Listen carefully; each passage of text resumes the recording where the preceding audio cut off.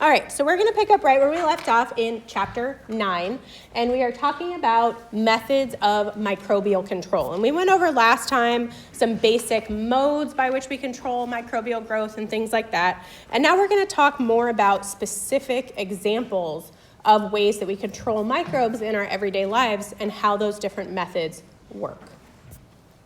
Okay, so the most kind of basic and easily recognizable form of microbial control that we have is heat.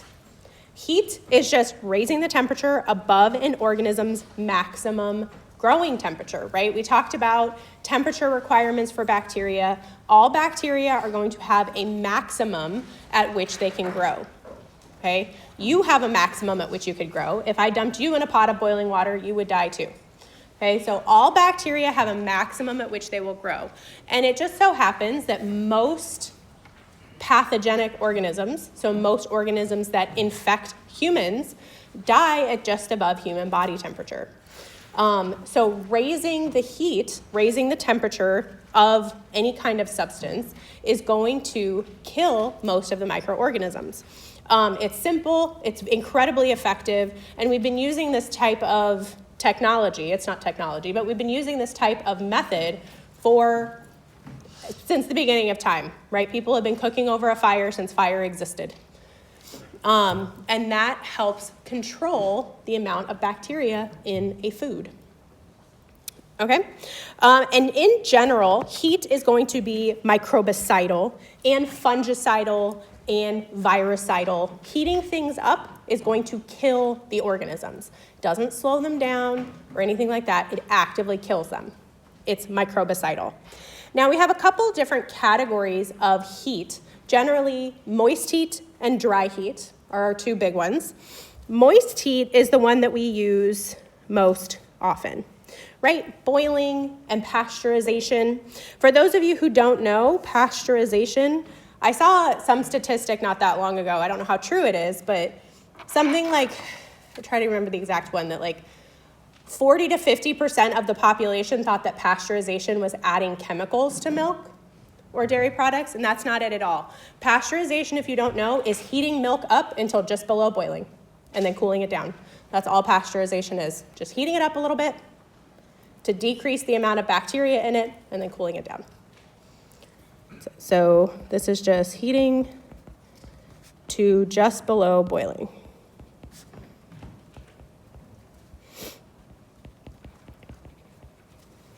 Okay.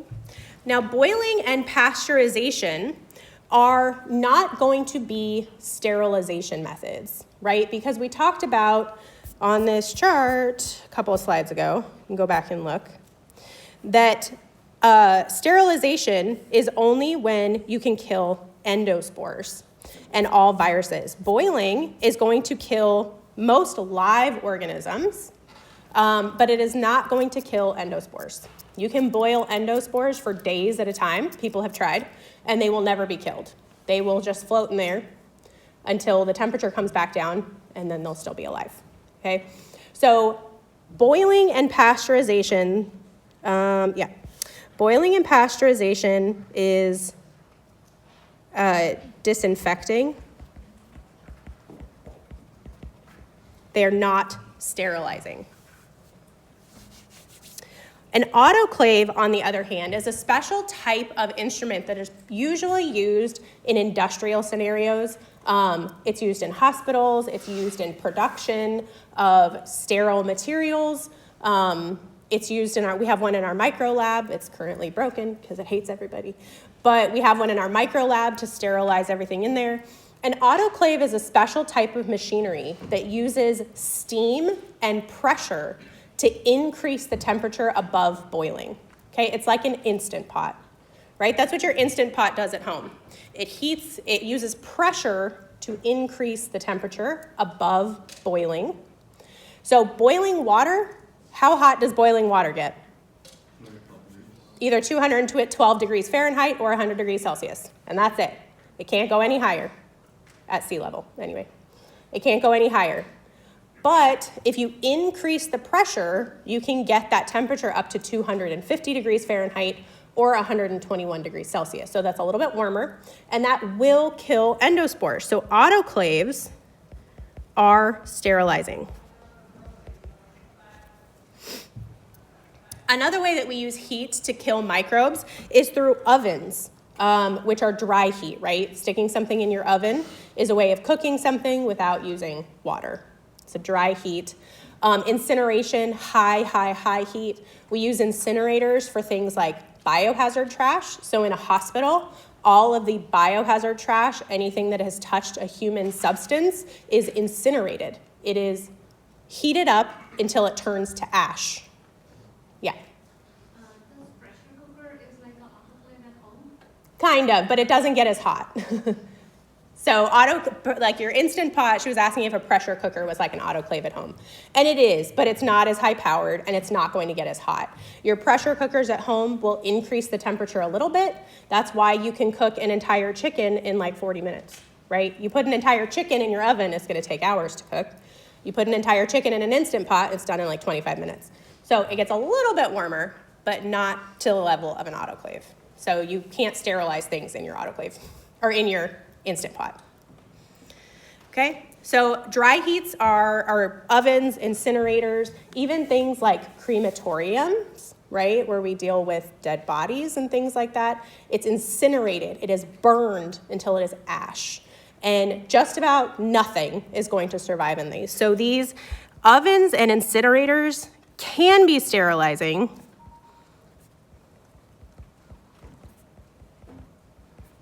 In the right situations, right? You put some muffins in your oven at home, that's not gonna be sterilizing. You're not putting them in there long enough for it to be completely sterile. But high pressure or high grade incinerators, like are used in hospitals and things like that, can be sterilizing. They have to be the right kind. So this type of physical method of control is very, very common. We all use it all the time. Right? Even your own body uses that. What happens when you have the flu? What's one of your first symptoms when you have the flu? Fever. A fever. Your body heats up to try to kill the bacteria or virus, depending on what it is. So even your natural body systems use heat to try to control bacterial and viral growth. Now, our second type of control is cold temperatures, just the opposite. Cold temperatures is cooling the microorganisms to below room temperature, or ideally, below their minimum temperature.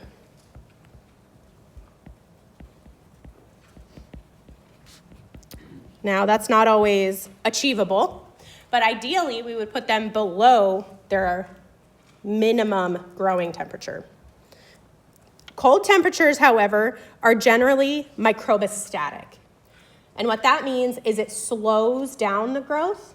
It kind of halts the growth of the organism, but it doesn't kill them. The bacteria are still there. They just don't grow as fast. Okay, so that's why even if you pasteurize something, right, pasteurization, you take a gallon of milk, you pasteurize it, you stick it in your fridge, it's gonna go bad eventually, right? There's still bacteria in there. And in the fridge, it's not all gonna die, it's just gonna slow it down. So it takes longer to go bad, but it will go bad eventually.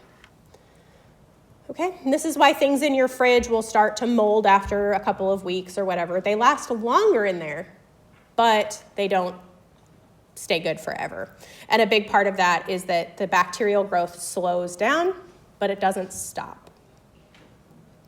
Okay, and the same goes for freezing. If you put something in the freezer, it will definitely slow down the growth much farther than if you just put it in the fridge. But in general, it's not actually going to kill the microorganisms. Okay? And there are a lot of microorganisms that are actually capable of living in the fridge. We talked a little bit about listeria and things like that that are capable of growing in the fridge and in the freezer. But yeah, in general, cold temperatures are microbistatic. And since they are microbistatic, they're not killing microorganisms at all, they're definitely not sterilizing, and they're definitely not disinfecting, okay? Because we're not killing microbes at all.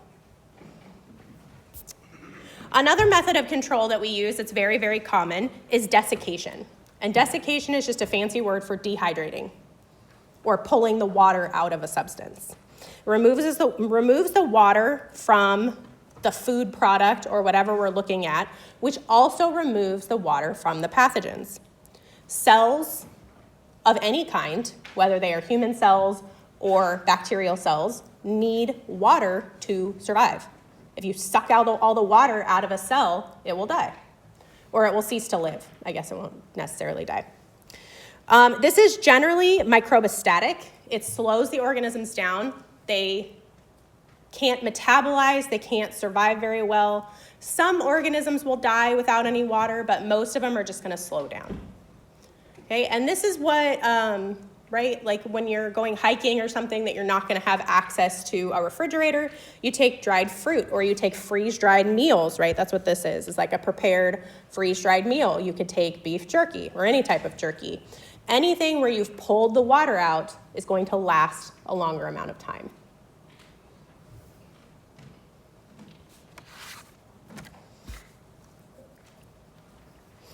Okay. Another method of control that, again, is pretty common, it's becoming more common, is radiation. So radiation actually causes damage to DNA, which can destroy the microorganisms. And this is generally microbicidal. If you damage the DNA of an organism, you damage its ability to reproduce, and you damage its ability to make proteins, because those proteins are ultimately made from the DNA. So radiation is microbicidal. It changes the DNA of an organism. Okay? And a good example of this, kind of, I guess, is even just like UV light from the sun, right? UV light from the sun damages your cells.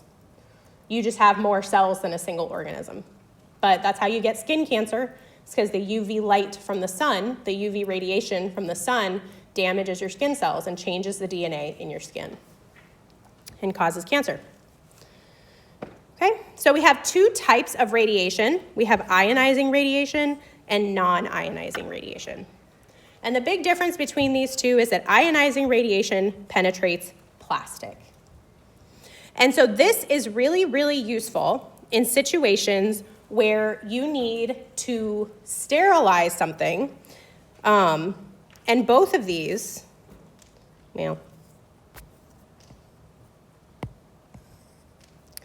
ionizing radiation is generally sterilizing. And so ionizing radiation is really, really useful, particularly in situations where you need a sterile instrument of some kind and you need it to stay sterile until you need to use it. So for example, all those needles and surgical instruments and all of those things that you see in a doctor's office that are wrapped in plastic, right? The way that this works is they wrap them in plastic, whatever it is. Say we're talking about syringes or surgical scalpels or anything that's going to be used on a patient. They wrap it in plastic and stick it in a machine that exposes it to gamma radiation. The gamma radiation is able to go through the plastic and kill any microorganisms in there. And then when they pull that out of the incinerator, the gamma radiation unit, it's still wrapped in plastic, so no bacteria or viruses can get to it. So the inside of that package remains sterile until it's open. Okay. And this can be used in a lot of ways. It's used with like cotton swabs that you buy, even like gloves. The insides of those boxes of gloves can be sterile. Things that come wrapped in plastic that we need to remain sterile until we use them are exposed to gamma and X-rays. And then the more common type of radiation that we're more aware of, I guess, is UV radiation, which is non-ionizing. And non-ionizing radiation does not penetrate plastic. Okay? So you could cover yourself in plastic wrap and you wouldn't get a sunburn, though I can't imagine why you would want to do that. But non-ionizing radiation, it's also why if you wear like a lot of those sun-blocking t-shirts, like the UVA, UVB t-shirts that block sun, like you can get like running shirts or hiking shirts, they have plastic in them A lot of them have plastic. It's that rayon synthetic material. It's a type of plastic. That's why they're so freaking hot. But those block UV rays. Not all of them have plastic, but a lot of them do. But they block UV rays. The UV rays cannot get through the plastic. So this is not going to be useful for something that needs to be wrapped in plastic before we can sterilize it. UV radiation a lot of the times is used for open rooms. So in this case, this is a UV sterilizing unit that's going into somebody's hospital room. So somebody used this hospital room, they cleaned it up, changed all the linens, and then they put this giant UV light in there to help kill all the bacteria and viruses. Okay. There are UV sterilizers for everything now.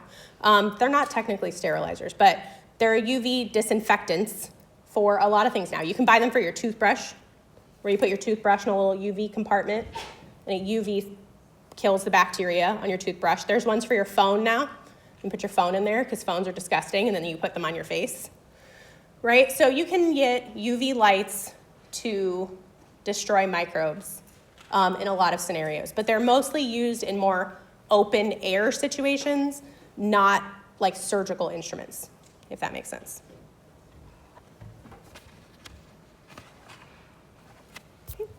Our next one is filtration. Now, filtration doesn't actually kill or slow down the growth of microbes at all. All filtration is doing is removing the microorganisms from whatever substance we're talking about. It uses filters to catch microorganisms and other debris. And our two most common ones are going to be air filters and liquid filters. There's two different types. Air filters we're pretty common with, things like HEPA filters that we put in our houses, right? If you've ever changed an air filter in your house, if you haven't, you're supposed to change those every like 3 months, FYI. If you're living in a house by yourself for the first time, change your air filters. You're supposed to change your air filters, right? And that helps filter out bacteria and mold spores and dust and all the things from the air that you're breathing.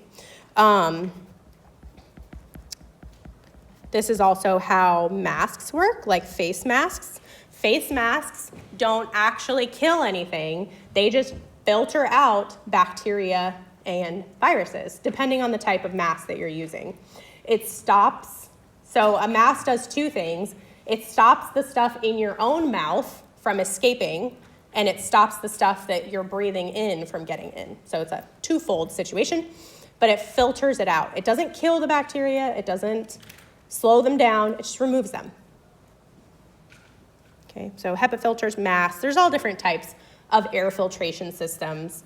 During COVID, there was a ridiculous, who knows if it worked, but there was a ridiculous push in the labs around here that we made a bunch of like homemade filters to try to filter out the air because everybody was sitting so close to each other in labs that we were doing our best to keep everybody safe. Who knows if they worked or not, but we tried. And then another way of doing this is liquid filtration. So you can take any kind of liquid, it can be water, anything else, but it's most commonly used for water and other things. And it is forced through a filter to remove debris, bacteria, viruses, and all that stuff. Now, liquid filters can actually be sterilizing. You have to have a very special type of filter to do this, but it can be sterilizing. You can have a liquid filter so effective that it removes all bacteria, viruses, and endospores. And the liquid that you're left behind is sterile. This is really common if you're an outdoorsy kind of person, those like liquid, like those, I think they're called life straws. And they're these big straws. They're basically a big giant filter that you can drink water in from a lake. Or I've seen people drink out of like cow basins. I don't know what they're called, sorry. like water sources that cows drink from, water sources that cows poop in. But you can use these filters, and like there's crazy videos online where they're like putting in water that's literally like thick and brown and disgusting, and then it comes out on the bottom and it's perfectly clear. And all the organisms are taken out of it because it's been filtered. That's how a lot of people who like through hike and do long hikes over weeks and weeks and weeks and months and months and months, they can't carry enough water with them And so they bring these filters so that they can drink safe water no matter where they are. Okay, and liquid filtration is also used for things like sterile saline. So like in hospitals, those IV bags, they're sterile. They have to be sterile. Those are being directly injected into somebody's blood. And so they use liquid filters to remove any microorganisms in them or from them so that they can be safely injected. Okay. The next one we have is osmotic pressure. And we talked about osmotic pressure close to the beginning of this chapter. I can't remember if we talked about it before the break. It might have been. But osmotic pressure is adding a large amount of some kind of solute to change the environment to a hypertonic one. Because if something is in a hypertonic environment, again, all the water is going to be sucked out, and that cell will be dried out. So this is kind of another way of, it's not exactly the same, but it's kind of like desiccation or drying, right? You're putting something in a lot of salt or sugar to pull the water out of the cells and prevent them from growing. So this is how pickling works, right? Putting vegetables in a bunch of salt and brine is going to create a hypertonic environment. Pickled vegetables are basically immortal, right? They last a long, long, long time. Curing, so packing things in salt, like this is a picture right here of salt fish. This is very common. It used to be more common, but this is still a common way of preserving fish in like Inuit communities and places where they don't have as much access to electricity. There are places in Canada and Alaska and things like that where it's too cold during the winter, which is insane, but it's too cold to run a refrigerator or a freezer. So they dry it. They use salt to pack the fish, and that pulls all the water out of the cells and prevents bacteria and things like that from growing. Okay, and this also works with jams and jellies. It doesn't have to be salt. Jam, if you've ever made jam before, a lot of people think jam is just fruit, and that is incorrect. It is like 7 cups of sugar to 5 or 6 cups of fruit, okay? It's almost a 1-to-1 ratio of added sugar to fruit in jams and jellies. And again, all that added sugar increases the osmotic pressure and helps keep that fresh for much longer. If you make jam without all the sugar in it, if you just make like fruit jam, it's not going to last as long. Even if you can it, it will still go bad much faster because that osmotic pressure is not being created. Okay, that's why, does anybody know what one of the most immortal foods on the planet is? Or food products? It's honey. Honey is literally immortal. It never goes bad. It's got so much sugar in it that basically nothing can actively grow in it. There is one organism that we'll talk about later that the endospores are capable of surviving in there. But basically nothing can actively grow in honey. The only way honey goes bad is if it crystallizes, but then you just heat it up. What's up? Sorry, I think I missed this. Is non-ionizing radiation still sterilizing? Non-ionizing? Not typically. He asked if non-ionizing radiation was still sterilizing. The answer is not typically. You can go back to the chart at the beginning if you have a question about which things are sterilizing or non-sterilizing. They should be broken down for you there. Okay, but changing the osmotic pressure by adding tons and tons of salt or tons and tons of sugar will effectively dry out the cells and also stop them from growing. Okay. And now we'll just briefly look at methods of chemical control. We are not going to talk about a lot of these in specific, just because we could spend a whole 3 or 4 class periods talking about all of these. But chemical agents exist in a lot of different forms. Some of them you may recognize, some of them you may not. But these can exist as liquids, solids, or gases. Things like hand sanitizer, bleach that we use to clean our houses, hydrogen peroxide that you pour on open wounds, mouthwash. I legitimately have no idea what this is supposed to be. This is mouthwash. This is saline to wash wounds with, right? All of these different chemicals kill microorganisms in some way. Each one has a specific way of doing it. We're not going to talk about the differences between them. Just keep in mind that a lot of them exist, and we use them in everyday life, right? How many of you have Lysol wipes underneath your sink? How many of you use an antibacterial mouthwash? How many of you use hand sanitizer multiple times a day? If you don't now, you certainly will when you work in a hospital, okay? And lots of soaps and detergents, right? You use detergent, you use laundry detergent, you use detergent in your dishwasher. All of those are chemicals that we use to control the amount of bacteria and viruses that are growing on every surface of our world. And choosing a chemical agent to use is a delicate and ever-changing process. So what I mean by that is kind of what we talked about in the beginning. If you want something to be sterile, or not sterile, but as clean as possible, you can't just use the most killing thing, right? I want my baby to be really safe. I'm trying to feed my baby, so I want my baby's bottles to be really clean. So do you think it's a good idea to just put a bunch of bleach in my baby's bottles? No. That'd be really effective, but then my baby would be drinking bleach. That's not great either. Okay, so you have to be really careful about what method you choose, whether it's a liquid or a solid, or it's a dry heat or a wet heat, or anything else, what it's going to be used for, how clean we need it to be. The choices that we make for different situations are complicated. And it's not always as easy as just douse everything in bleach. Right? We can't just douse our whole bodies in bleach. It would work, but it would burn our skin too. So you have to be careful. And it's just about choosing the right thing for the right situation. All right. Okay, so we are going to move on to antimicrobial treatment. And again, we're just going to get as far as we can. Maybe we'll rush through and finish. Maybe we won't. But we'll get as far as we can, and that's what will be on your test. Okay, so this is going from talking about physical methods of control and chemicals of control that we generally use outside of our bodies, usually on surfaces, sometimes on our skin and things like that, but they are chemicals used outside of our bodies to control microbial growth.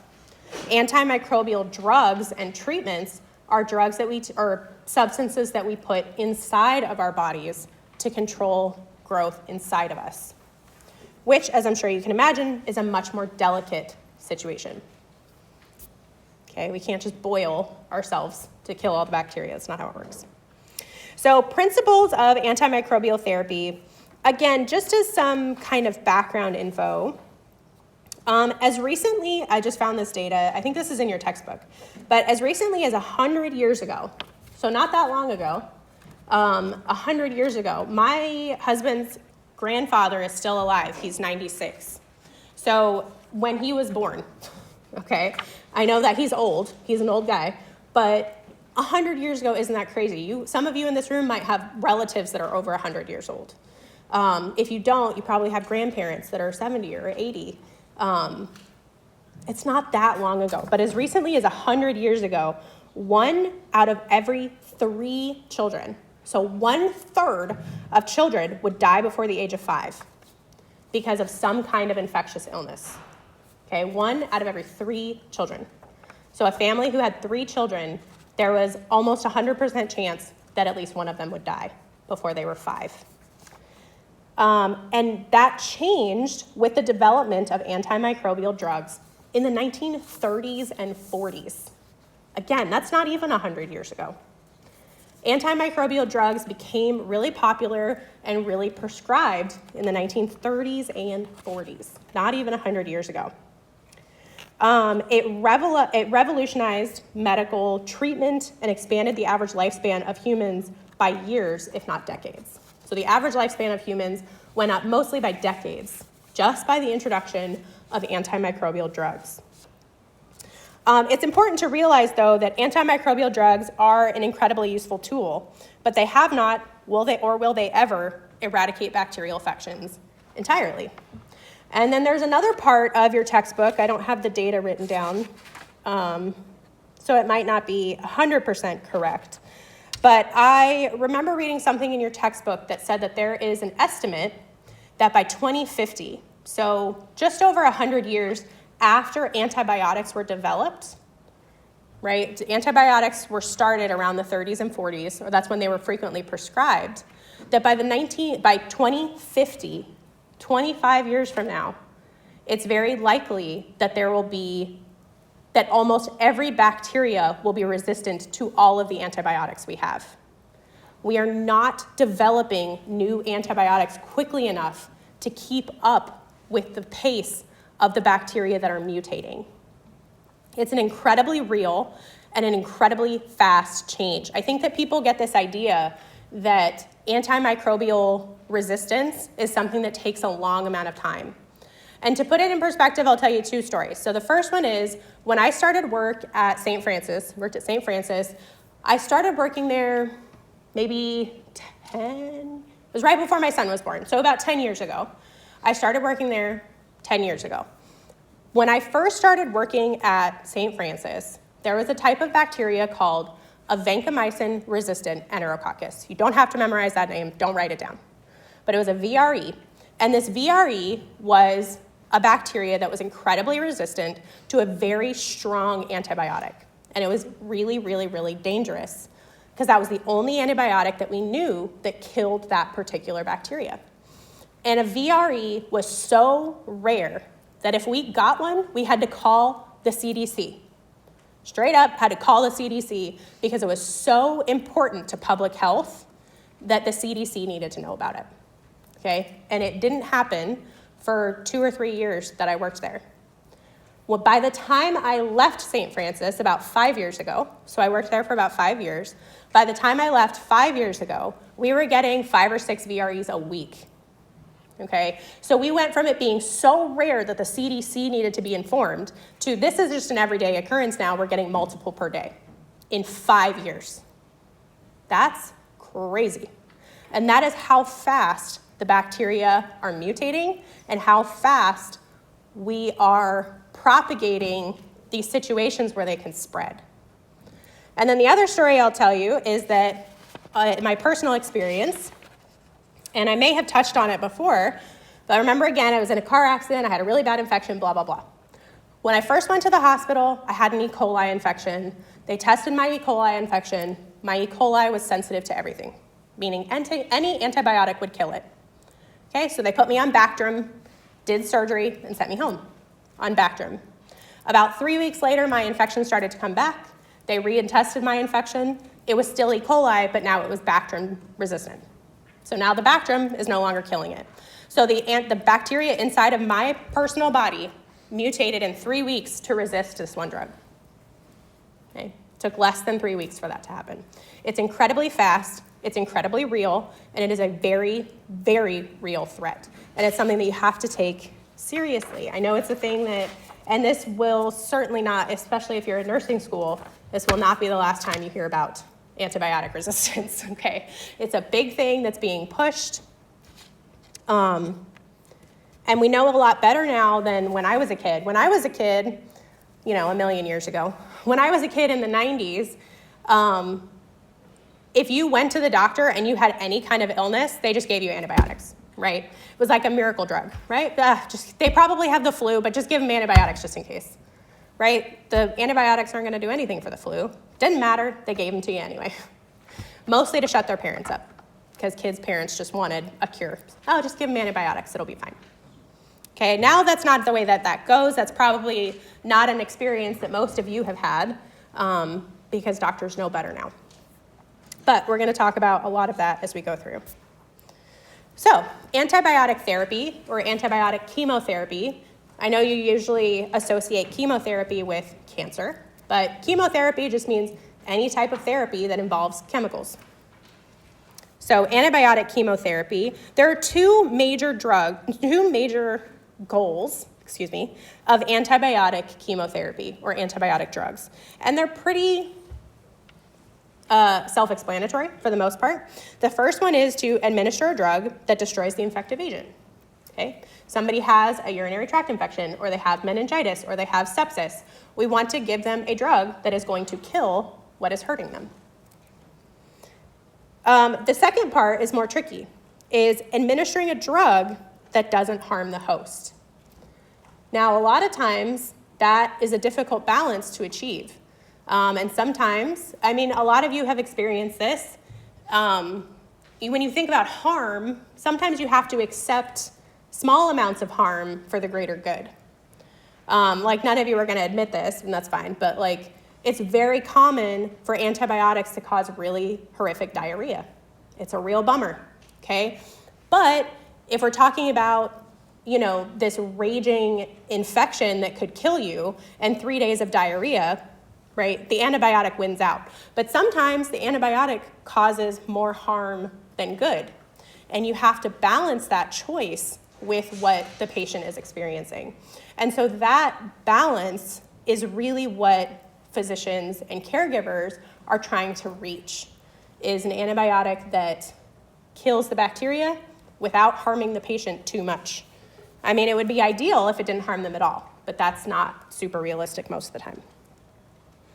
Okay, and there are a lot of different characteristics of ideal antibiotic drugs or antimicrobial drugs, but for the most part, those two goals kind of sum it up. We want a drug that kills the thing that's hurting us, and we don't want to hurt ourselves. Okay. And this is just some basic terminology. We're going to go more into that kind of stuff in a second. I just put this up here in case we're going to talk about some of this, but if there's a word that you don't recognize somewhere or something, come back to this chart. You don't necessarily have to memorize it. It's just there to help you if you need it. Okay.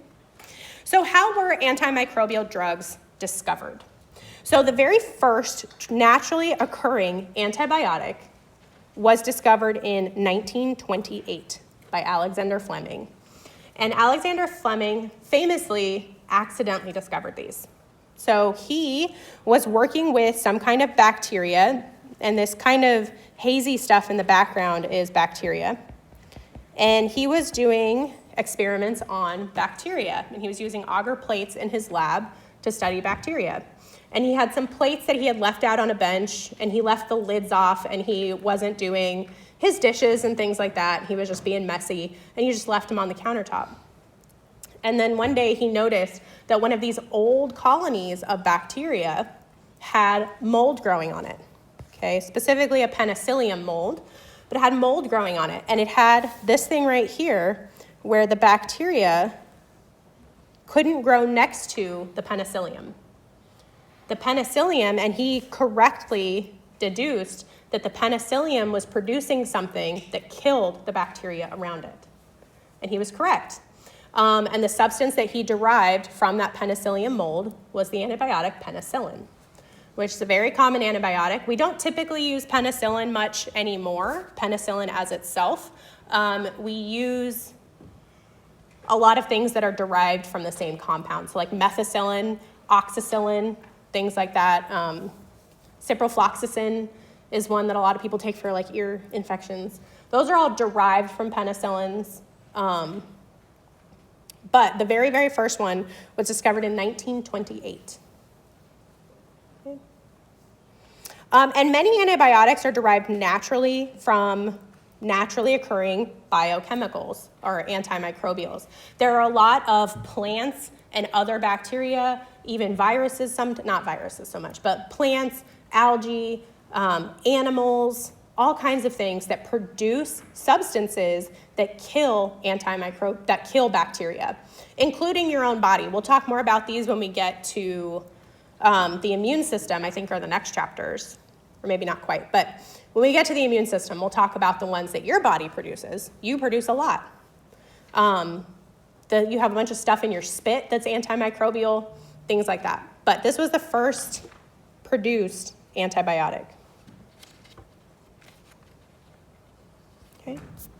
Now, when you have a person that has a bacterial infection, okay, they come into you, they have a fever, they've got an abscess, they peed into a cup and there's lots of bacteria in there, whatever it is, they have some kind of bacterial infection.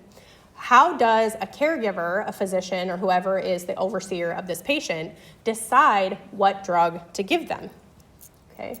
The first and most important I don't know about most important, but one of the first factors is the identity of the microorganism.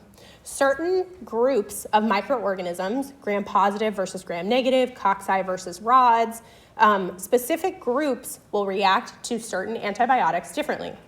Some respond better, some respond worse. So knowing what the bacteria is, I don't know why I keep swapping those words, knowing what the bacteria is or what the microorganism is incredibly important first step. Okay, and when I say identifying the microorganism, it's not only identifying the name or what that particular organism is, but it's also, is it a eukaryotic organism? Is it bacterial? Is it viral? Right? This is like why when you go to the doctor and you've got a fever and a stuffy nose and a sore throat, they test you to figure out, do you have the flu, which is a virus, or do you have strep, which is a bacteria? Because we need to figure out the correct type of medicine to put you on. I have another story about when my son was little. My son was one of those kids, and this is a really common story, but he was one of those kids that had ear infections all the time, right? He had to have tubes in his ears. It was a constant battle. And he had an ENT that I didn't like. That was a whole separate story. But his ENT, he kept getting these infections, and they never really went away. We'd put him on antibiotics, and it would go away kind of for a couple of days, and then it would come back. And then we just kept being given more and more and more antibiotics. And my thought was that he was resistant to whatever antibiotic the doctor was giving him. But it turns out in a fit of mama bear, probably. My son was like 7 months old, and his doctor wasn't listening to me. So I did what anybody would do. I was working at St. Francis at the time, and I took home a swab, and I swabbed his ear, and I went to work and cultured it to figure out what was growing. And it turns out he actually had yeast infections in his ears. Yeast are eukaryotes. They are not affected at all by antibiotics. So the drugs I was giving him for weeks and weeks and weeks and weeks didn't work because his doctor refused to check what was actually growing. He skipped kind of the most important part.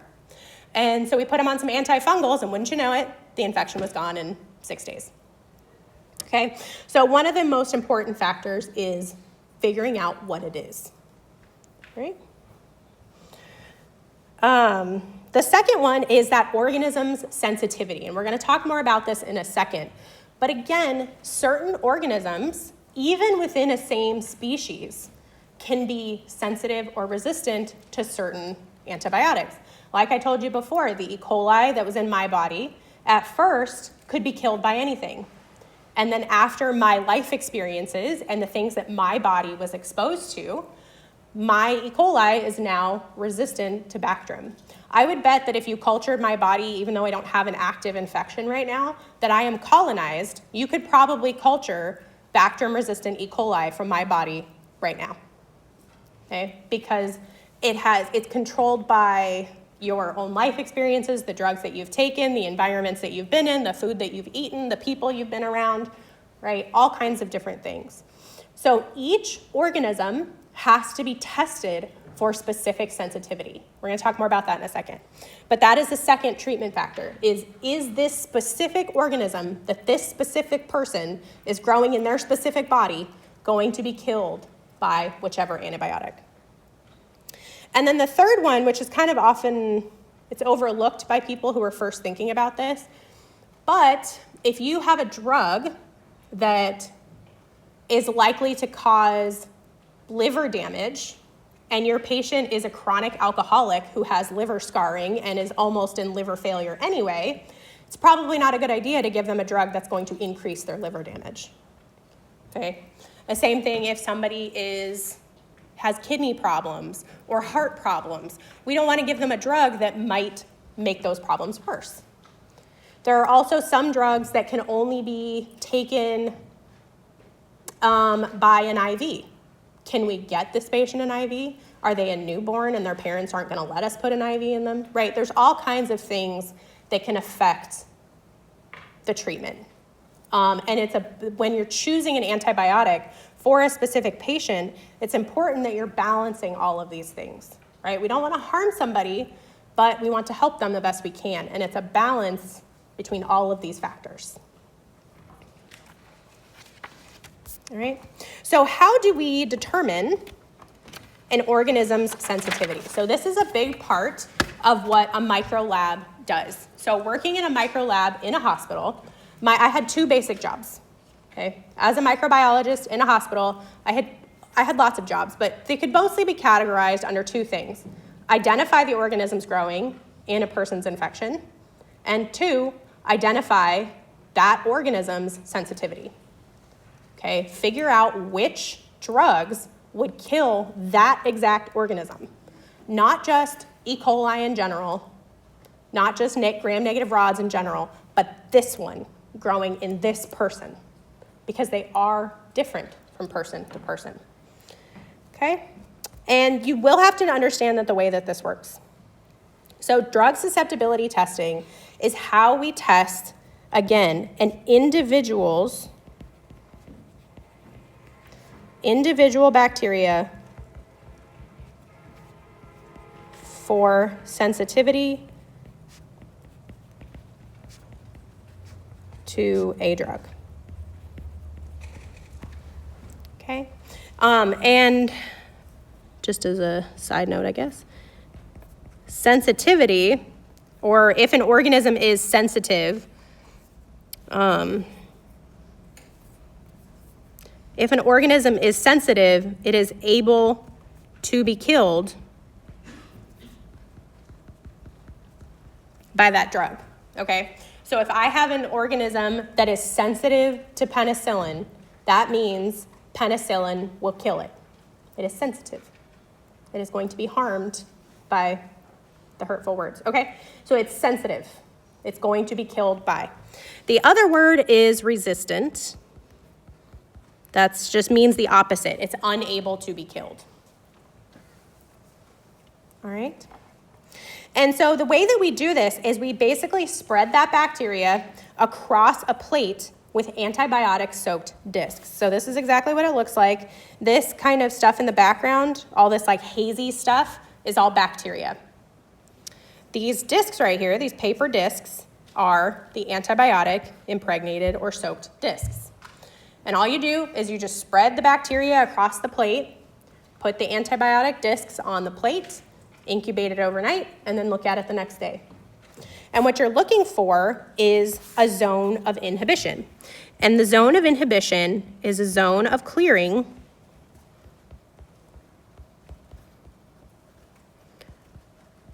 that shows where the bacteria can't grow or where they are killed. Okay, so this one right here, this one kind of right here, this is an example of a bacteria that is not affected at all by this antibiotic, okay? Because notice the bacteria is growing right up to the edge of that disc. Okay? That bacteria doesn't care about that antibiotic at all. That antibiotic, E, is probably erythromycin. So this bacteria, whatever it is, doesn't give a poop about erythromycin, okay? It grows right up to the edge. It is resistant, okay? The erythromycin does not affect the growth of this bacteria at all, okay? This is an example. See this zone right here? That's the zone of inhibition, where you can see the clearing around that disc. Okay? So that is the zone at which that bacteria can't grow. So this bacteria is affected by this antibiotic in some way. Now, whether that's enough will depend on a lot of other things, but this bacteria is definitely affected by this antibiotic. This antibiotic stops it from growing in some way. Okay, this is another example. Okay. Now, notice that these two zones of inhibition are different. Zone A is a lot smaller than zone B. Zone B around, that's probably tetracycline. I don't know what that one is, but around B, around that B antibiotic, whatever it is, that zone is much bigger than the zone around antibiotic A. So think about it for a second. Which antibiotic do you think is better at killing this bacteria? B, because the zone is bigger. Okay, so antibiotic B, or the bacteria, is more sensitive to antibiotic B. In this case right here.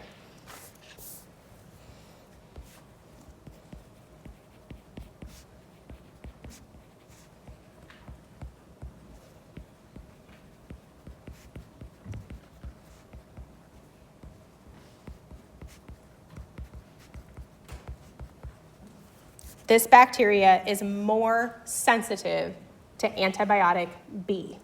So if we were just looking at these three, right, we'll call this one C.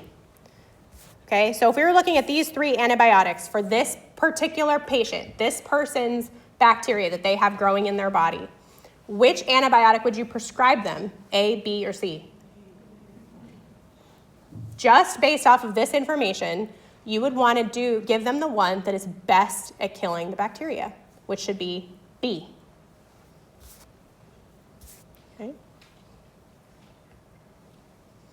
And that is how a hospital, kind of, it's done a little bit differently now, but this is the basic principle of how in a hospital, someday if you were a nurse or any other healthcare professional, you will get reports from the lab that say this patient has Escherichia coli, it is resistant to this, this, this, and this, it is sensitive to this, this, this, and this. And this is what the lab is doing. This is what the microbiology lab does. And they do this for every single patient. Okay?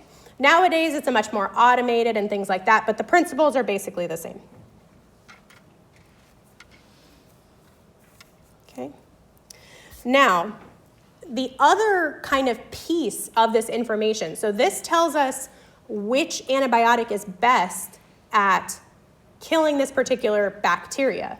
But what it doesn't tell us is about any of this other stuff, right? It doesn't tell us about the medical condition of the patient, or is this antibiotic going to harm this patient?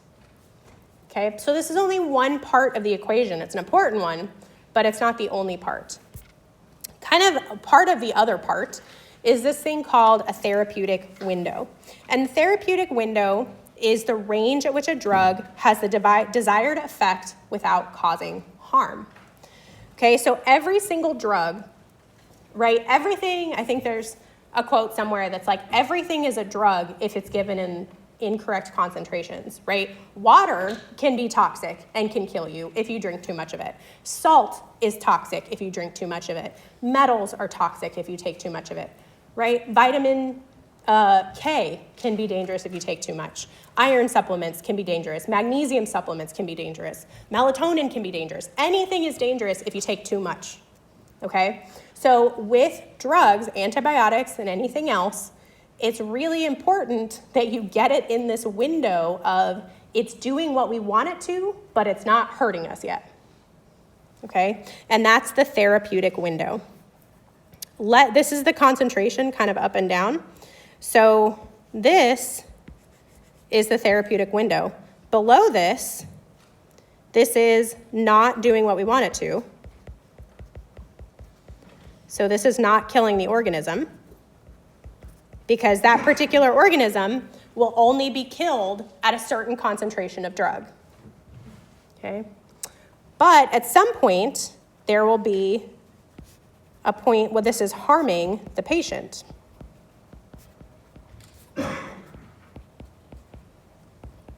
Okay, now this one is a really nice little graph where this drug falls nicely into that therapeutic window. It kills the bacteria and things like that. There are drugs where this therapeutic window is incredibly tiny. There are some drugs where the therapeutic window bleeds into the toxic range. So this one is really nice and clear-cut and easy. But as you go through your careers, it's important to remember that there's a lot of times when it's not going to be this easy.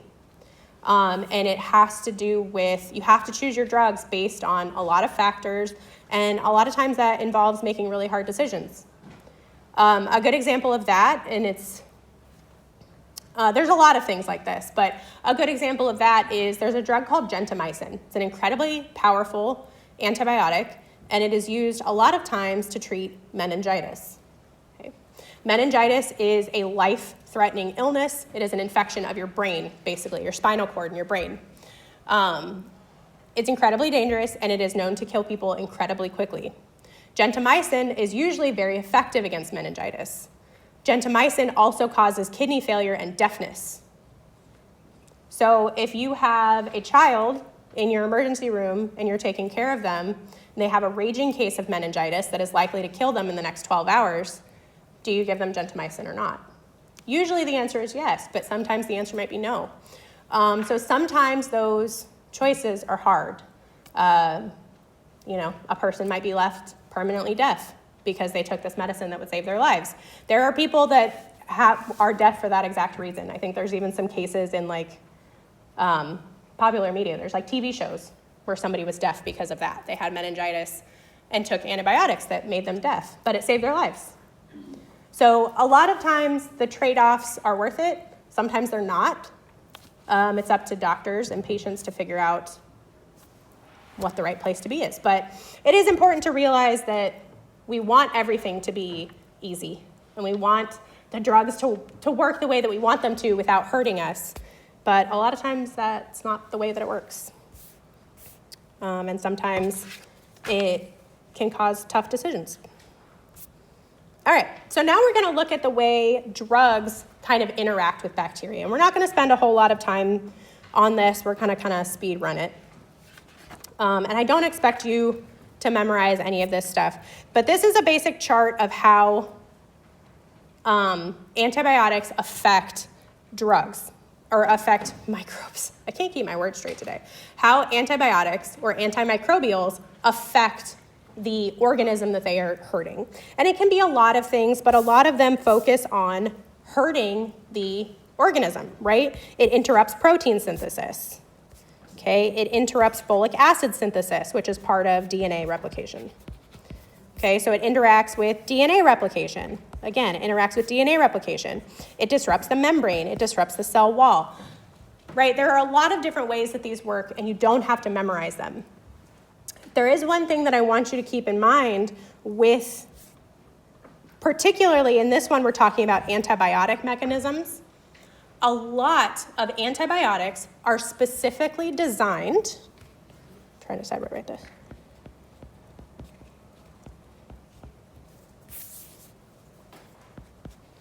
They are designed to target the differences between prokaryotes and eukaryotes. Okay, now that should kind of make sense if you think about it for a minute, because this is a drug that we are taking, right? I'm a human. I don't want to kill myself. I don't want to hurt my own cells. So a lot of antibiotics are designed to target or hurt the parts of a prokaryotic cell that are different than a eukaryotic cell. For example, a cell wall inhibitor. If I take a cell wall inhibitor, do I have cell walls? No, eukaryotes don't have cell walls typically, especially not animals. Plants do.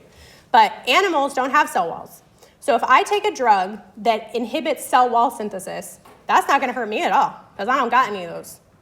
So that's not going to do anything to me. But that is going to harm all the bacteria, which is exactly what we want, right? I want to take a drug that's going to harm the thing growing inside of me, not me. A lot of these, like ones that affect the ribosomes, remember we talked about eukaryotic ribosomes and prokaryotic ribosomes are different. Okay, they have a slightly different structure. So a lot of antibiotics will affect a prokaryotic ribosome, but not a eukaryotic one. Okay, so a lot of things like that. a lot of these use different, I know we didn't talk much about it, but the enzymes used in DNA and RNA replication are different in prokaryotes versus eukaryotes. So a lot of the things that these antibiotics have in common is that they target prokaryotic cells only because they are different than we are on a subcellular level. Okay? Now keep that in mind when we talk about some other stuff. Okay? Now a big part of antibiotics to keep in mind is that a lot of antibiotics have what's called a spectrum of activity. And there are two general categories of spectrum. There is narrow spectrum.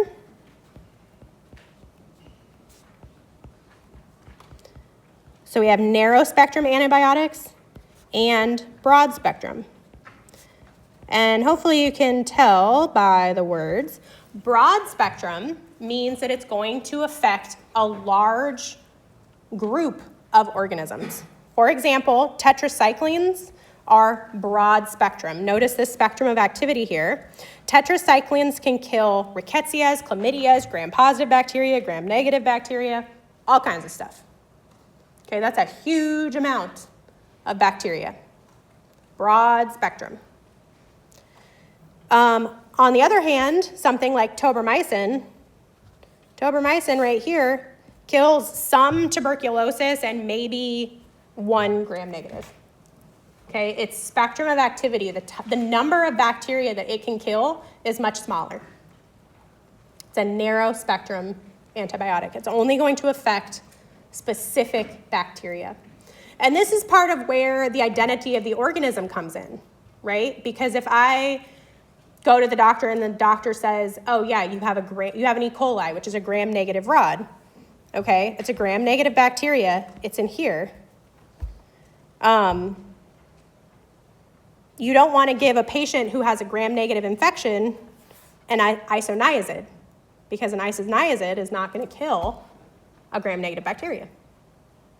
Okay, so that is where the identity of the microorganism comes in. We'll talk more a little bit about broad spectrum versus narrow spectrum later, and why that's kind of important, but for now you just have to know those terms. Broad spectrum means it kills a broad array of different bacteria. Narrow means it kills a very narrow number of bacteria. And that's it. And antibiotics and biofilms, we did talk about this briefly, but antibiotics are much less effective against biofilms than free-living bacteria, right? I told you this story about my own infection and how I had to have it scraped out of me because I had a biofilm. And this is kind of why, is that biofilms form this real-life jelly-like kind of substance that creates a little village for them, right? Anybody who's ever stepped on a rock that had algae growing on it and slipped and fell knows what that feels like, right? It's like this slimy physical thing that can provide protection for the bacteria inside. So if you expose these bacteria, so the green ones are live, the red ones are killed. If you expose this to an antibiotic, the antibiotic is only going to be on the outside, right? After 20 minutes, the outside will be killed, and after about 24 hours, some of it will be killed. But notice that there's still this big chunk underneath there that are still alive. They're hiding underneath the dead ones. Okay, so these ones that are alive are going to continue to grow. They'll multiply, they'll build it back up again. So biofilms are incredibly difficult to kill with antibiotics. A lot of times the only way to kill a biofilm, like we talked about, is to physically remove it. That's why you brush your teeth. So now I want to talk a little bit about eukaryotic antimicrobials. So these are things like antifungals, antiprotozoals, and antihelminths. Antiprotozoals, which you may not know much about yet, but for example, anti-malarial drugs. So malaria is caused by a protozoan. If we haven't talked about that and you don't know that. Malaria is not caused by a bacteria or a virus. Malaria is caused by a protozoa. Okay? And malaria, historically, is incredibly difficult to kill. It is true, even to this day, malaria is a global threat. Malaria is still very much alive. Millions and millions and millions of people die of malaria every year. And the most effective treatment or prevention or anything else for malaria, the best way to survive malaria is a mosquito net. So it's not a vaccine, it's not a drug, it's nothing like that. The best way to prevent malaria is a mosquito net because mosquitoes carry malaria. So if the best way to prevent it is to keep the mosquitoes away from you. I think that there's a vaccine that's been approved and developed, but it's not widely distributed yet. I don't know how effective it is. But as of right now, I looked it up again this morning. As of right now, mosquito nets are still the most common and effective way to prevent malaria. Now, why is that? Why are eukaryotic antimicrobials so much harder to develop than antibiotics? And the reason has to do with the fact that we are eukaryotes. If I am trying to kill a eukaryotic cell inside of a eukaryotic cell, right? I have a eukaryote living inside of my body. How do I kill the eukaryote living inside of me without killing me? Okay? And that's what's difficult, is because a lot of eukaryotic cells, even if they are protozoas, they're unicellular organisms, right? They don't have cell walls a lot of the time. Protozoas don't have cell walls. They have the same ribosomes that we do. They use the same enzymes for DNA replication that we do. They use a lot of the same structures. They have the same sugars. They have the same fats. And so it's really difficult to target the eukaryote living inside of you without killing the human itself. Okay? Bacteria are easy because you can target the differences, but eukaryotic organisms are the same. It can be really, really hard to do that. Okay, so there are treatments for them and some of this stuff. Antifungals are relatively common, right? We have like fungal spray for feet, right? This is an athlete's foot. Monistat is a yeast infection treatment that you can buy over the counter. They do exist. Quinine is one of the most common treatments for malaria. That's what's in tonic water, if you've ever had it. That's what makes tonic water taste so bad. If you like gin and tonics, I'm sorry. But and then pinworm medicine, we talked about pinworms. So eukaryotic antimicrobials do exist, but they're much harder to develop. We have much fewer of them. A lot of them are not incredibly effective, especially against things like malaria. Malarial treatments a lot of times are not super effective. As far as I know, there's not an effective vaccine against malaria. So they can be a lot more difficult to kill. Okay. And a similar thing goes for antiviral medications. They're much harder to develop and generally less effective than antibiotics. Again, because viruses are not eukaryotes, but viruses exist only inside human cells, or viruses that infect a human. So if I am infected with a virus, that virus is growing inside of my cells. It's not just inside my body, it's inside my cells, it's taken over my cells, and it's using my cell machinery to replicate itself. So how do you stop a virus that's inside your cells and taking over your own body? And a lot of times it's really difficult. There's a reason that a lot of times viral infections are typically not treated, right? You go to the doctor, you get tested for the flu and strep. If you have strep, they send you home with steroids and an antibiotic. If you have the flu, maybe they give you Tamiflu, maybe they give you nothing. They tell you to drink fluids and go home and rest, right? Because a lot of viral treatments are very ineffective. I've heard a lot, I've never taken Tamiflu personally, but I hear from a lot of people that Tamiflu is worse than having the flu. That Tamiflu made them so sick that they would have just rather kept the flu. Now that may not be true for everybody, but Tamiflu, I've heard, again, can make some people really, really sick. And it's generally not that effective. Tamiflu is another example that, like even if you take it exactly as prescribed, it shortens the length of your flu on average by less than 24 hours. So even if you take it exactly as prescribed, your flu might last 1 day shorter, and that's it.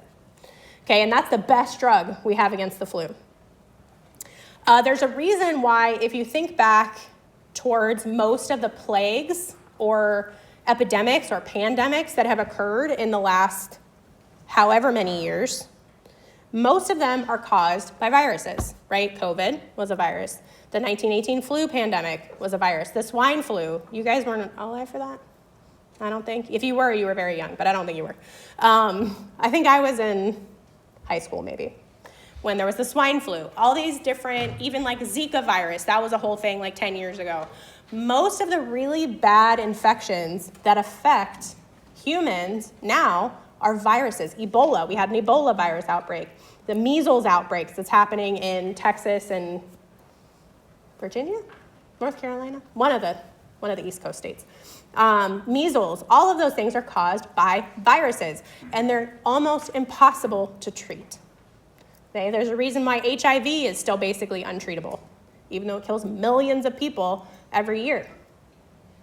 It's because treating something that's growing inside of your own cells is very, very difficult without hurting yourself. Treatments for like hepatitis C is a viral infection.